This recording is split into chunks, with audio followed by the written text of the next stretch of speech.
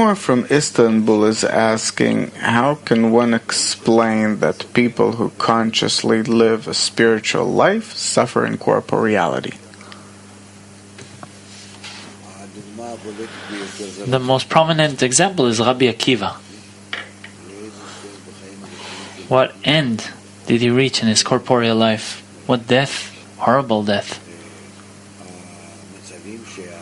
The states that Rabbi Shimon and his son went through, Rabbi Elazar, when they were in a cave and so forth. That was those days. When we read these stories,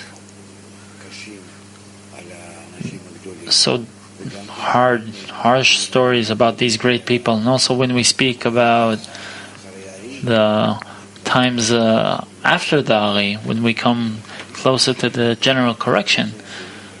Likewise, what sufferings did people in Russia suffer? All these, and the Holocaust and so forth. Those knowingly and unknowingly, the judgment, when it comes in a general way, it comes upon everyone. Baal HaSulam writes in the end of the introduction to the book of Zohar that it starts from the good people. And that's also a question. Why do they deserve such a harsh punishment compared to those who are not so evolved, more simple people that receive lighter blows? To understand this, we have to study the system itself and to understand that the good force is versus the bad force, the force of evil. And when people are in this general process, specifically because it's an integral system, the more evolved, the more developed are responsible for everyone.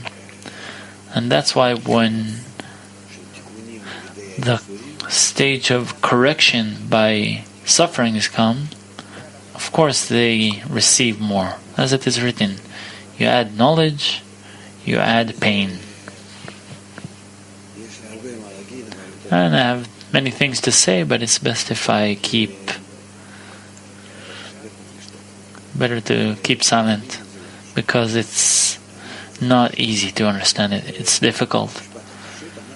In simple words, we won't be able to understand and justify the Creator.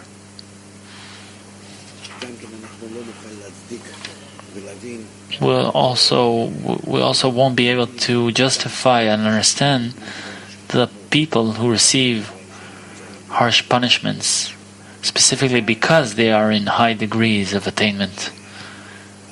That we can't imagine in what way they get this punishment. Meaning, is this punishment that comes to them, is it a punishment or isn't it? Maybe it awakens them to be cleaved to the Creator in a higher degree. Meaning there are many scrutinies here that we should first scrutinize in order to reach that state. This is why it's not yet, let's let it go. But this is a question that we should search how to solve it for the people. Meaning these questions, when they come to us, we should have a retort, a clear retort. Let's think about that. But we should know that what happens here happens in an opposite way than an ordinary person's logic. As if the righteous should... Why do they deserve such a great punishment? And the wicked, why do they get such a small punishment? So he answers that in a few places. We should discuss it separately. It's like a great problem in math, like the Fermat theory. In order to solve some problem, you should first solve problems on the way for you to have the kli, the tool, the vessel, and then you can solve the problem itself. Meaning there are a few stages, few steps. So we will work on it. Yes. Is there some way to see that creation is goal-oriented? The way to see that the creation is purposeful, has a goal, we can see that through evolution.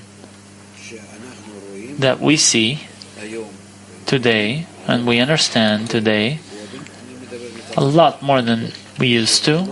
I'm talking on behalf of science, that nothing can exist in evolution in an incidental way. Rather, it evolves only in a way that the next form is already there in the previous form. It's only that it should instigate it, and not to search for a way where to outburst in some way. It's predetermined, meaning the next state determines the previous one. The final deed, the deed in the end determines the preliminary thought, every action until this deed.